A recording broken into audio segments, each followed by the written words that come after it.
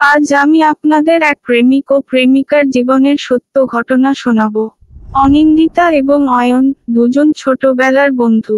তারা একসাথে বড় হয়েছে, কিন্তু সময়ের সাথে সাথে তাদের বন্ধুত্ব প্রেমে পরিণত হয়। তারা একে অপরকে ভালোবাসলেও তাদের পরিবারে তা মেনে নেওয়ার মতো সাহস ছিল না। অনিন্দিতা চুপচাপ নিজের পরিবারের কথা ভেবে অন্য একজনের সাথে বিয়ে করতে রাজি হয়। বিয়ের আগের দিন সে অয়নকে একটি চিঠি লিখে জানায় যে সমাজ এবং পরিবারের বাধার কারণে সে তাকে ছেড়ে যেতে বাধ্য হচ্ছে। অয়ন সেই চিঠি পড়ে গভীর দুঃখে ডুবে যায়।